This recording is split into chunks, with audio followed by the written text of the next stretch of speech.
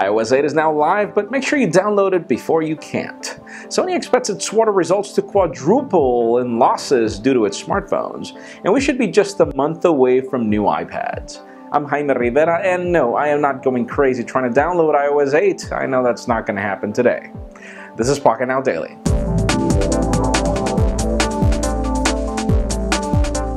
Let's begin today with what's official, and a lot of it has to do with Apple, starting with iOS 8, which is now live for almost everyone. If you're rocking an iPhone 4S or above, an iPad 2 or above, or an iPod Touch 5th generation, you can download iOS 8 today. And there are a ton of features coming here, like HealthKit and just about everything. Listen to the description for full details, as some of these features are not available yet, especially continuity, since you do require a Mac with OS X Yosemite. So stay tuned, as that should be very soon. Tell us what you think about iOS 8 in the comments down below. And now that we have new iPhones, one of the biggest questions left is, when are we getting new iPads? And rumors claim that apparently Apple is preparing for its event to happen on October 21st, when it will announce new iPads, and apparently we will be getting these tablets 10 days later. Now, it's very hard to predict exactly what we're getting. We know that there is a new iPad Air 2, a new iPad Mini as well, but there are still rumors out there that there is an iPad Pro.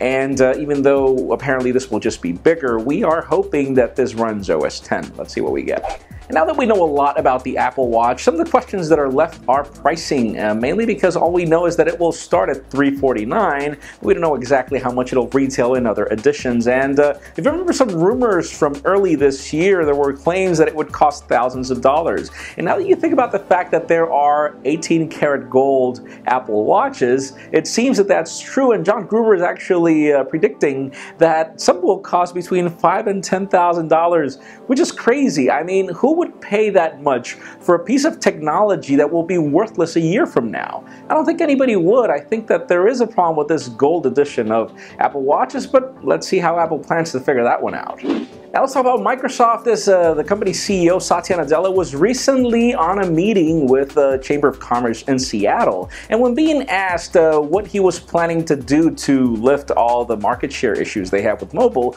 according to Nadella, and listen to this, he feels that the success in mobile has nothing to do with market share. According to him, the fact that his products are being used is a clear example that mobility is working for Microsoft. The problem is, if your products aren't being used by many people because you don't have the market share, then clearly there is no success here. But apparently Nadella is not in concurrence with that statement. So leave us a comment down below and tell us what you think about Nadella's statement, and more details in the links in the description.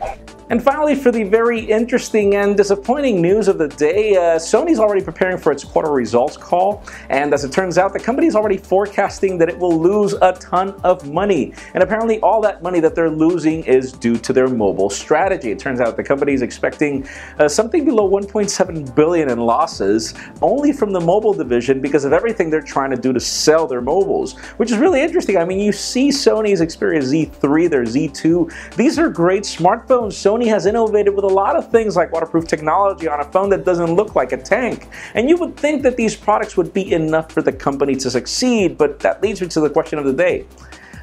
If you use a Sony Xperia phone, tell us what you like about it, and if you're not, tell us why you haven't bought it. What do you think Sony needs to do to regain its market share? Because in my case, I'll be honest with you, the biggest problem is that they're completely ignoring the US market, the market where they should be strongest, especially with the whole reputation Sony has. But leave us a comment down below. What do you think? Friends, yes, you know the drill. If you want to get the news earlier before this video was filmed, make sure you follow us on Pocketnow.com and subscribe to our YouTube channel as well. You can also follow me on Twitter, Jaime_Rivera. Please give this video a thumbs up if you like what you saw. I am Jaime Rivera. Thank you very much for watching. We will see you tomorrow.